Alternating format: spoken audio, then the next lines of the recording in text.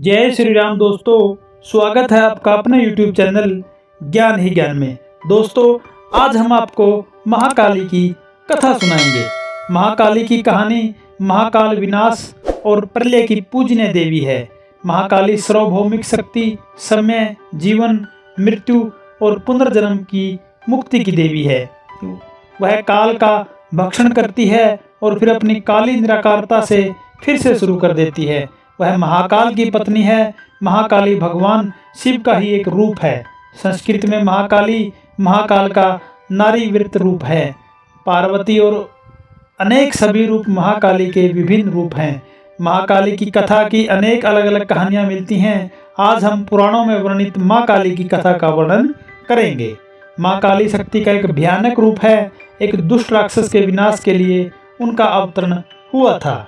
उनकी त्वचा काली है, उनकी आभूषण खोपड़ी और एक लंबा हार, उनके कई हाथ हैं। उनकी जीभ त्रस्ती गर्म खून के लिए बाहर लटकती हुई है।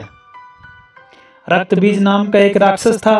उसे ब्रह्मा जी से वरदान प्राप्त था कि वो सिर्फ स्त्री के अलावा उसे कोई नहीं मार सकता। उसे यह भी वरदान था कि उसके खून की एक बूंद जमीन पर गिरी तो एक रक्तबीज राक्षस पैदा हो जाएगा। उसने देवताओं और ब्राह्मणों पर अत्याचार करके 3 लोकों में कोहराम मचा रखा था। देवता इस वरदान के कारण रक्तबीज को मारने में असमर्थ थे। युद्ध के मैदान में जब देवता उसे मारते तो उसके खून की हर बूंद जो जमीन पर छूती खुद को एक नए और अधिक शक्तिशाली रक्तबीज में बदल देती थी और पूरे युद्ध के मैदान में लाखों रक्तबीज के साथ युद्ध करना पड़ता था।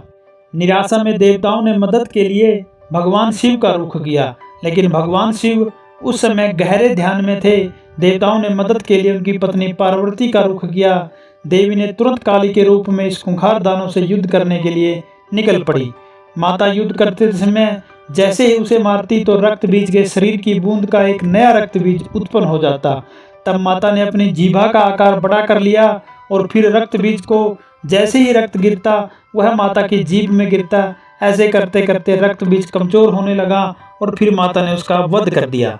रक्तबीज का वध करने के बाद महाकाली माता का क्रोध शांत नहीं हो रहा था। उनका अति विकराल स्वरूप के सामने सब लोग आने से डरने लगे थे। उनके सामने जो भी आता वह उसका विनाश कर देती थी। उनको स्वयं ही यह नहीं पता था कि वो क्या कर रही है।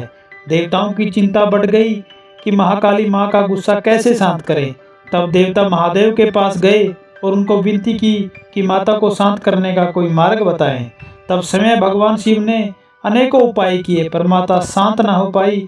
आखिरकार शिव ने खुद को माता के पैरों के बीच गिरा दिया। जैसे ही माता को शिव जी का स्पर्श हुआ, माता शांत हो गई और महाकाली से पार्वती बन गई। फिर सारे देवतागण जय जयकार करने लगे। दोस्तों, माँ काली की यह कथा आशा करते हैं आपको अच्छी लगी होगी। संपूर्ण कथा सुनने के लिए आपका कोटि कोटि धन्यवाद। जय श्री राम दोस्तों।